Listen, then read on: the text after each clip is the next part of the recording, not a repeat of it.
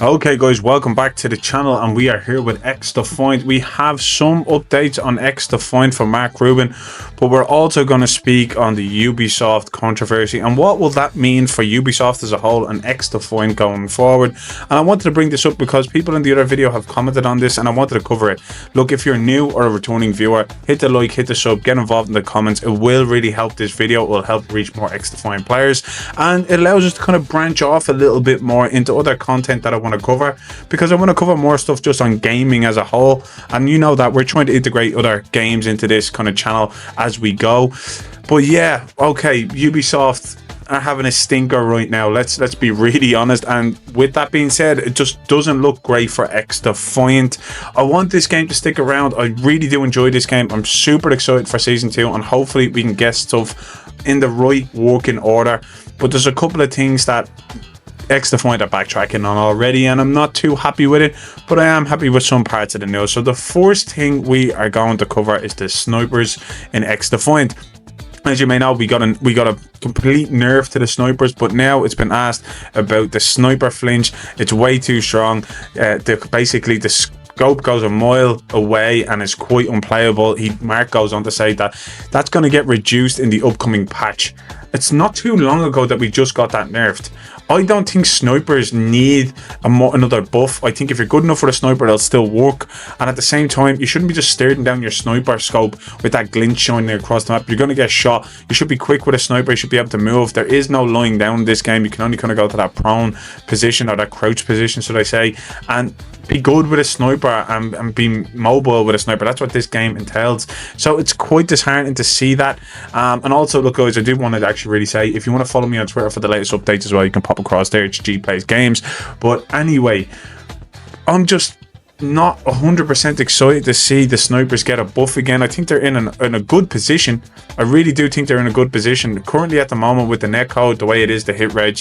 It doesn't really make a difference. The snipers still feel OP, but obviously if that comes in working order, we'll have to see how that goes, which leads me into the next one. Basically, Ubisoft also added on to that, said, look, I believe the netcode needs to be addressed before sniper flinch. I play on ping in the teens, and I can headshot a sniper 2 times and they still kill me in 1 shot. But if I snipe, I get flinched easily. Snipers are too difficult to balance in any game. So I don't even know why you do it, or I don't even envy your position. Netcode has been worked on non-stop by a group of engineers. We have a plan to improve the netcode experience. It's just taking time, but it is our absolute #1 priority. The designers tweaking the sniper flinch can't help with the netcode. If they could, they would. We know the netcode isn't up to par, and we're doing everything we can to improve it. It seems like this is the #1 issue, but I will have to be really honest. We've heard this before. We've got small adjustments to the netcode. They're not adjustments that you could see when you jump into a game and go, oh, I notice a massive difference. So we do have to take that with a pinch of salt, that it is coming.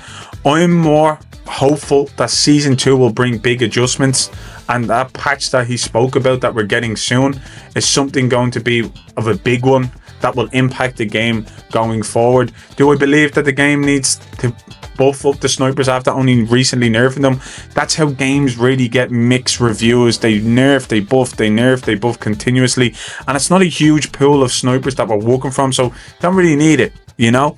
But anyway, that is the recent updates on XDefiant. Let me know down in the comments below what you thought of that and how you're currently playing XDefiant. The next phase I want to move on to and discuss is Ubisoft. Now, I don't really talk about the publishers. I've obviously had a light talk on Activision as a whole. As you all know, I've told you this before, I've played Call of Duty since I was like 15 years of age, so I felt like I have somewhat of a right. I've played a lot of Ubisoft games, Watch Dogs, you know, a lot of Tom Clancy games, but right now they're in a real bad position. And if you've checked out anything on Ubisoft and the lifespan what XDefiant is going through, you've probably seen this, but I want to cover it and give you my thoughts. Ubisoft has tanked recently in the stock. Like, line going down means bad. That green line, you want to be over that, you don't want to be on it, and it's just basically return to that line, which brings it up at like 12.07, but it's at 12.01 at the time of me capturing this. This is just bad overall. The stock has dropped due to the issues with their games. Skull and Bones just having a nightmare. Not the game that anybody wanted, but the game everybody got. And it barely has any players. I think it's about 1,500 players, depending now obviously on other consoles and stuff like that. They probably have a bit more, but it's nowhere up to the hundreds of millions that they spent on that game. Essentially, XDefiant isn't in a great position. It's not really making any money, and if you go off the reports, there's not a lot of players playing that either. Then you have things in terms of their mobile gaming. Assassin's Creed Shadows absolutely getting shit on with the controversy around Japan, its mythology, and everything on top of that as well. Star Wars Outlaws is basically being boycotted because it's just not an outlaw game. You can steal from anyone, you can steal from cops and stuff, so it doesn't really make sense. And in my real opinion, you know, having a main character as a female in a mainly male-based franchise is not a great thing to go by. Unfortunately, that's just the way it is. You see people, Star Wars, you see a bunch of guys at Star Wars at Comic-Con or anything like that. Obviously, females, they enjoy Star Wars, but they're not as heavily involved, I would say. It'd be a smaller minority than the vast majority of males who would want to play Star Wars. And the game just doesn't seem to be up to par, so they flopped on that one as well. So multiple games tanking at Ubisoft because they're more prioritizing their shareholders over their players. And to be really honest, the real people in control is us, the gamer. It's what we do with our time brings value to these companies. If we invest their time in playing this game over and over again, or any game they have on their slate, we will then deem that game good enough to have longevity and long playability. If we don't play them, shit gets tanked, and you've seen that from the report that we just put up. The stock drops, games aren't popular with gamers, you're not making good games, people don't like your products, they move on, they check it out, and then they leave. So no one's spending any money, no one's investing in these games as well.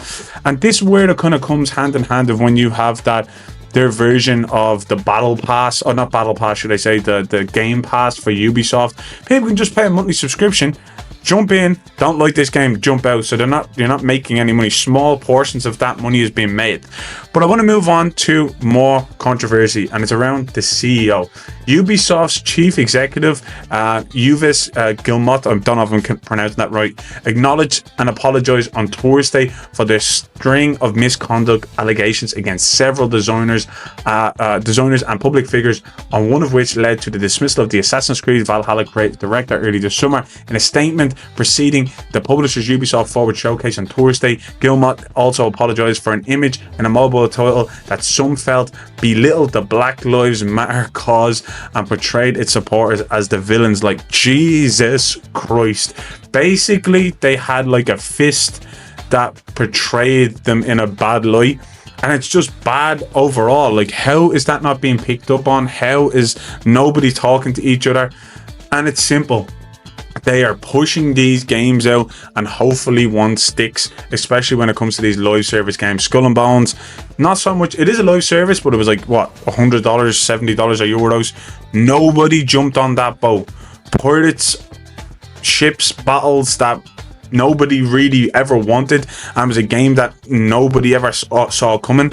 It was portrayed as like a Black Flag remake, and having those mechanics and being able to actually be a pirate, that got shit on. XDefiant is hanging in there, still not doing great overall. So to see all the internal shit happening at Ubisoft, it doesn't sit well for games like XDefiant. Like, in the comments in our previous video, people have said, if this is what's happening and they're gonna lynch their CEO, why would they keep a free-to-play game that nobody's spending money on and nobody's buying cosmetics or nobody's barely playing? Why would they keep that around? And that, to be honest, is a fair and honest statement and view that you would have in a game when a company is probably looking to cut its losses due to constant flops over and over and over again.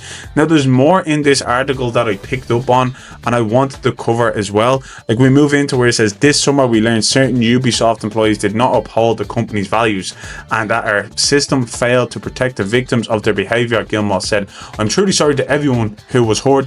We have taken significant steps to remove or sanction those who have violated our values and code of conduct. conduct, and we're working on how to improve our system and processes. Next, he goes on to say that Tom Clancy's Elite Squad adaptation for the iOS and Android devices should not have let an enemy faction be represented by a logo.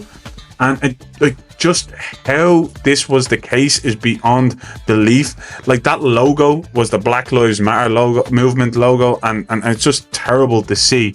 We're also working to improve diversity and inclusion at all levels. It goes on to say that they're adding an additional $1 million investment. This is just covering the tracks, completely covering the tracks. To say this is kind of an oversight is beyond belief.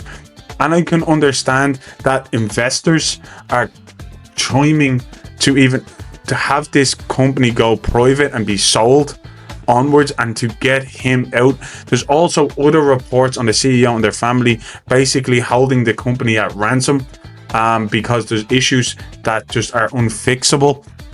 When you start seeing all these come out, when you start seeing all these accusations and leaks come out about the games, and then you have mismanagement from the top of the ladder all the way down, people being moved over to XDefiant because they cut a lot of the other studios, it's a bad sign. Like, there's games like Splinter Cell that are on the back foot. That was also mentioned from the investors, that they were being underused. There's Rayman that was being underused as well. There's so much that Ubisoft have at their disposal, but they just want to continuously pump out the same shit all the time. Now, I will say XDefiant is completely different than what Ubisoft have ever done before. You could say Black Flag, I was about to say. You could say actually Skull and Bones was a little bit different, but that game was a mess from the beginning. So XDefiant seems to be the only kind of off the beaten track from Ubisoft. But the rest of their games, like Assassin's Creed, it seems the mechanics are weak. It seems like it's pretty similar to any other Assassin's Creed. Valhalla was a different style of Assassin's Creed. You could be honest with that. It was kind of popular, but it didn't go as well as maybe any other Assassin's Creed did as well. I'm not 100% sure on that because I didn't get into it. It was more like a Viking game compared to any Assassin's Creed mythology that we've got in the past. And I just think they're just rinse and repeat, and hopefully people still like these franchises, and it's bad. He also goes on to say Ubisoft stands for equality and respect of all. We condemn anyone using their games as a proxy for hate and toxicity. We fully support the Black Lives Matter movement. I wanted to bring that this kind of article and this statement because it just shows the bad kind of overview and quality control that Ubisoft are going through right now. It's a terrible view for a company to have anything like this happen, and the fact that there's people coming out and saying that the CEO is holding the studio for ransom, there's no innovation anymore. To be honest, it's this woke behavior that inclusion is all that it is. It's really not. Like, all that stuff is fine to have in a game, but the game has to be good. It really does have to be good. The playability has to be there. Longevity has to be there within a game for anybody to come back. And on top of that, you got to give the players icing on the cake. Look at Black Myth Wukong, for example. Look at Elden Ring. All these type of games, these single player games. Space Marine 2 is getting raving reviews. Why? There is stories behind it. There is mythos behind it. There's a lot behind it that people can get invested in and want to follow these type of stories. And if you don't have that around your games, it's just wrong. And unfortunately, Assassin's Creed has 20 years, has a lot of stories, has a lot of things it can go at. But no, it's doing the exact same shit. There's no other expansion about the actual what Assassin's Creed as a whole is. We kind of got that in the Force too, but now it's just, oh, pick a timeline and let's do a story on that and call it Assassin's Creed and say Assassin's Creed Mythos was in that storyline as well.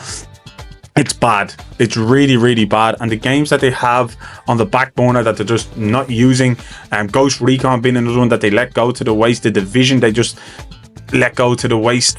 It's bad overall. And maybe, with this restructuring that's possibly coming from Ubisoft, maybe these type of games will get cut, and it'd be unfortunate. But I really want to know, on all that information, on any other YouTube video that you've checked out about Ubisoft, what do you think is going to happen?